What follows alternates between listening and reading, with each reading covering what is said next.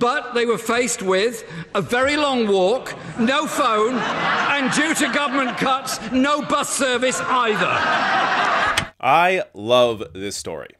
Now, I try to love all the stories I cover. Hopefully I have some interest in, what I'm talking about. But when there's a Jeremy Corbyn clip to share, I love the story that much more.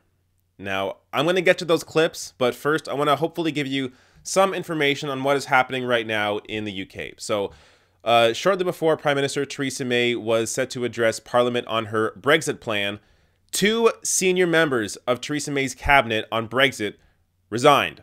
So, UK Brexit Secretary David Davis and someone who is a little more familiar with people outside of the UK, Foreign Secretary Boris Johnson, also resigned.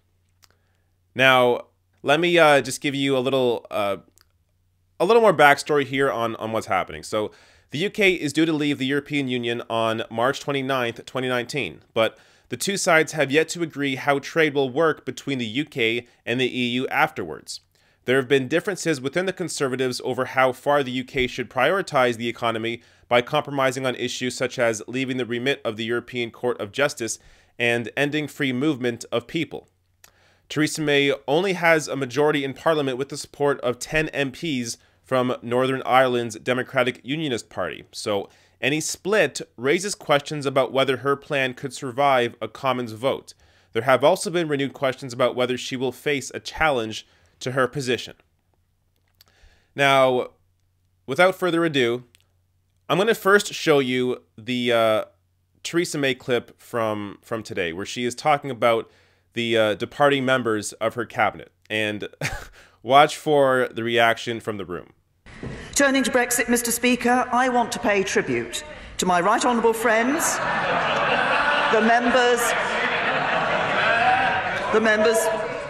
members for Halton, Price and Howden, and Uxbridge and South Ruislip for their work over the last 2 years.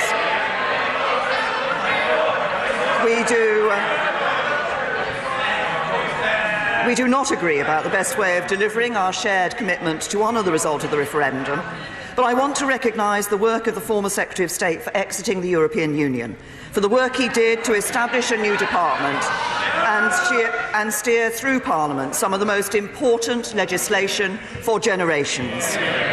And similarly, to recognise the passion that the former Foreign Secretary demonstrated in promoting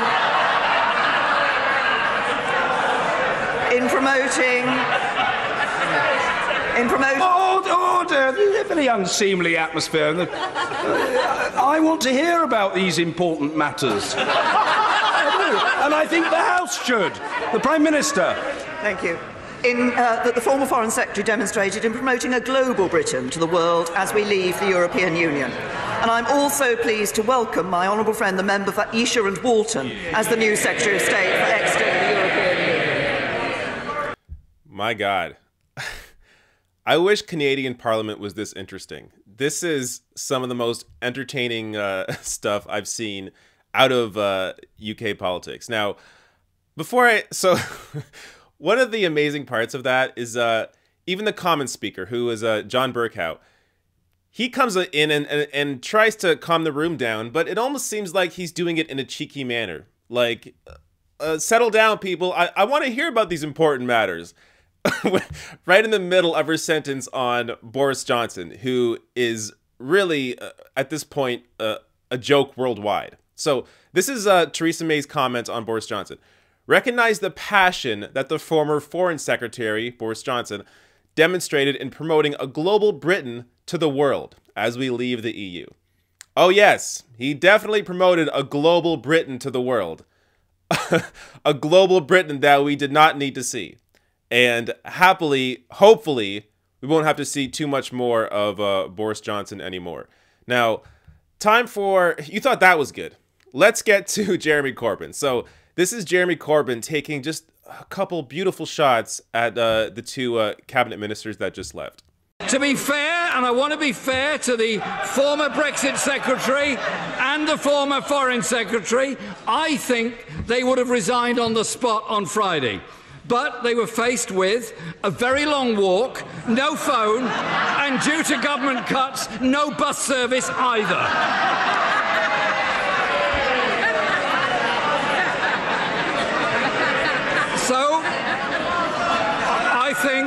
I think they were probably wise to hang on for a couple of days so they can get a lift home in a government car. Now, maybe you thought that was just a cute shot at a couple of resigning members of the Tory government, but actually there was some policy mixed in there. So he mentions how he mentions the bus service that has been decimated by the Tories. There's real truth in that. And just last week, Jeremy Corbyn was being made fun of for talking about the importance of the bus service in the UK. But here's the reality. Jeremy Corbyn was right to raise the neglected issue of bus service cuts.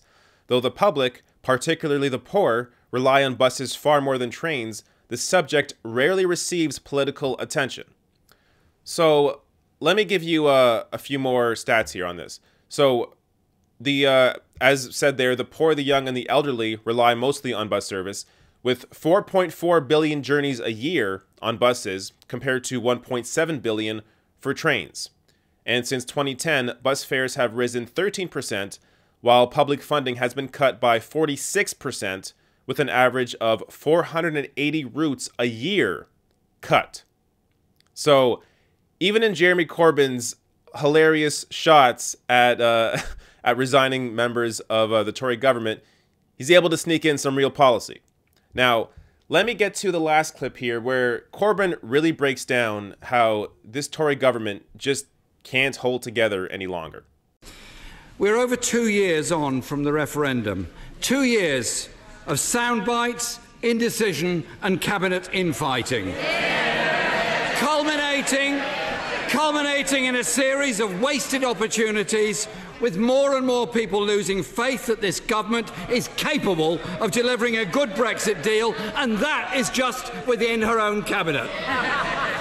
2 years on from the referendum, 16 months on from Article 50 being triggered, it's only this weekend that the Cabinet managed to agree a negotiating position among itself.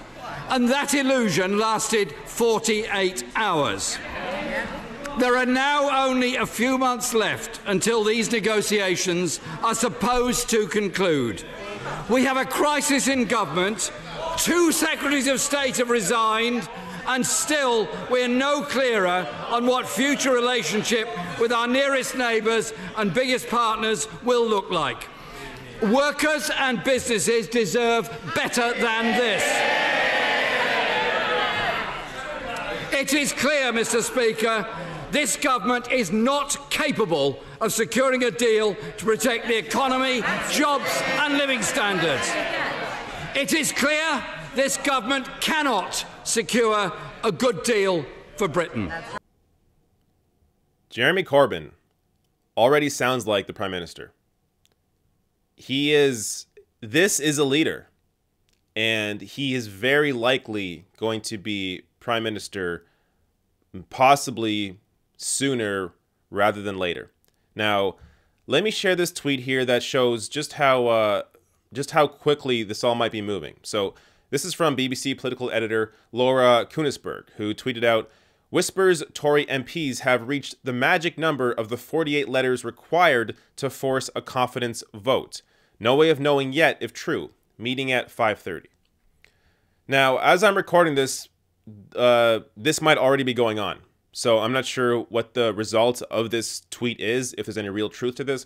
But if there is a no confidence vote, it could potentially lead to a Tory leadership race and potentially an early general election, which I think would ultimately lead to Jeremy Corbyn as the next Prime Minister of the UK. But let's not get ahead of ourselves.